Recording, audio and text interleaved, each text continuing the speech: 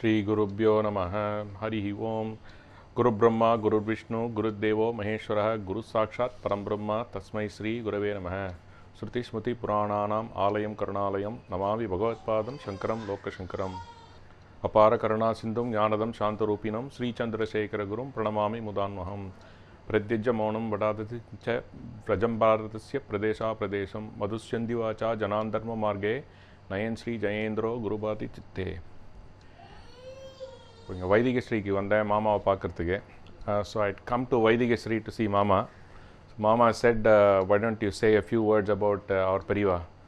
So I said, okay, I have very little experience, I'm nobody, but even then he insisted that I say a few words.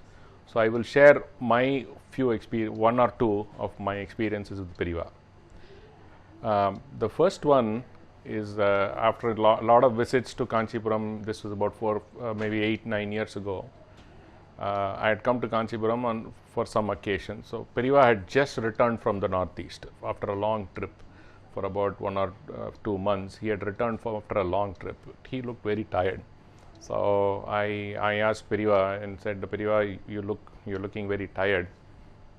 And I said, when you're taking such a long trip, does it not affect your health, or are you going to feel tired?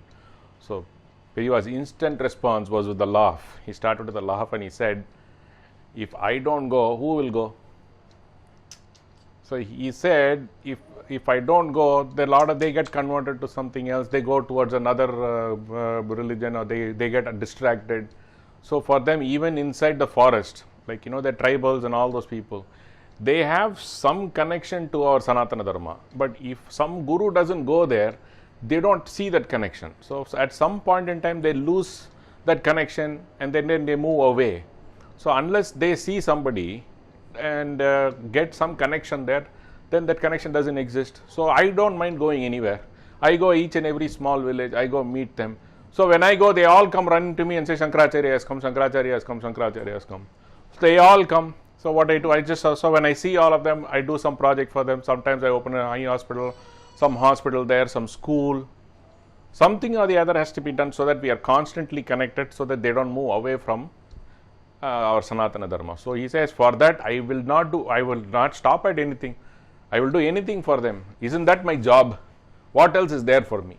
That's what it took me completely aback and saying, I was thinking that he was tired, but his magnanimity in saying that, what else is there for me to do?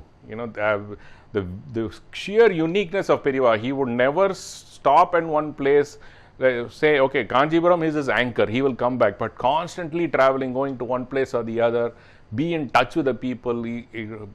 Wherever he goes, there are throngs of people coming. So this shows one of the biggest assets of what Pariva built was his connection with the people.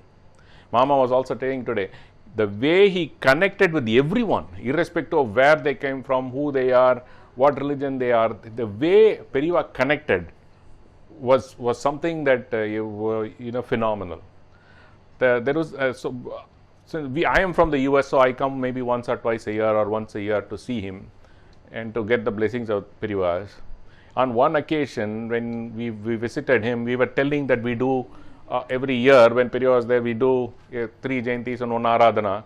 So Pariva, Mahapariva Aradhana and Jayanti, Pariva's Jayanti and Balapariva's Jayanti. So he says, when you do all of this, when children come, you have to encourage them to be in our Sanatana Dharma. So what you do? So now that Daivatan Kural, which voice of God has come in English, you tell the children to read something from there. So that sparked something in us. So what we do is, for every event that we have under Kanchi Kamakoti Seva Foundation, which Mahapariva had blessed to be started in America, we ask the children for about half an hour, every function that we do, we allocate 30 minutes. The children talk, read from that. So at some point in time, so the beauty of what Pariva said was, it's just not the children reading. End of the day, the children, there are some words that are a lot of Sanskrit terms in it, even though it is in English. So what happens? The parents also get involved with the child to read with them, or they teach them what they are. So the vision that Pariva had, it's not that just make the children read.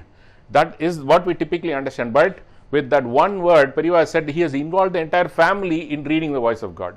So that his vision, and to keep our children wherever they are, even not only in India, even in the world, to be in touch with our Dharma and what Mahapariva said. At no point in time has he ever allowed what he has done. He has done millions of things that we don't know.